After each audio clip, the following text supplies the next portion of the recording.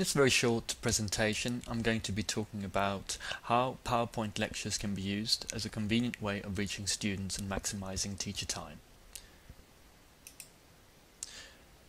Now, personally, I've been working as a teacher in English for a long time and focusing particularly on internet courses, but also on distance courses and also campus-led courses. And one of the questions I've been asking myself during my career is how to dispose of my own time.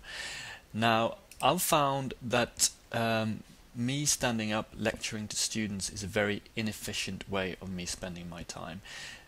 The way things are, at least in Sweden, we're getting less and less time with the student, and I feel that that little time that I have, I want to spend discussing issues, dealing with questions from students, and so on and so forth. Actually, lecturing, giving one-way information can be done in better ways, and I'll tell you about those. Now, when it comes to distance learning in particular, of course, it's very difficult to lecture to students, and this is one way of breaching the distance, actually recording what you want to say and making it available in one way or another.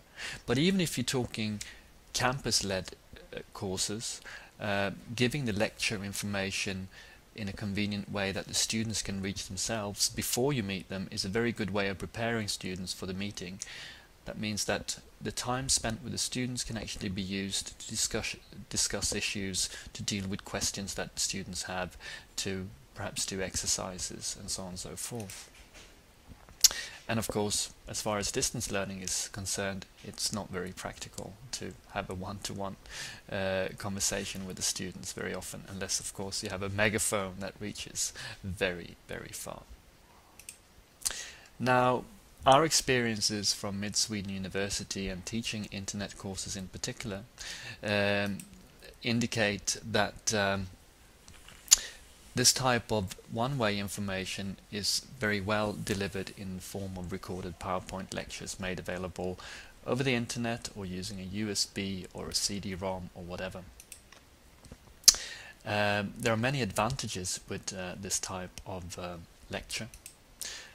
The students express great satisfaction at the fact that they can listen to the lectures again and again. This means that they can go over the material a second or a third time if they didn't get the content in the first instant. Students also tend to be more attentive when it comes to this type of lecture. Of course, you can't fall asleep, or well, you can fall asleep, but then you can listen to it again when you wake up. In a normal lecture situation, if you miss the lecture for one reason or another, basically you have no second chance to get the information that was delivered. And also because students themselves have to be responsible for their learning when they listen to a lecture, they tend to be more attentive. And this has actually been shown that our students who do distance courses or internet courses actually perform better than regular students in many ways. And of course, finally then, the teachers can spend their time doing more interactive work with the students, such as discussing different issues, commenting on work, marking, giving feedback, actually being more part of the learning process rather than just standing there like a machine giving out information. So all in all, I believe that this type of method is a win-win situation.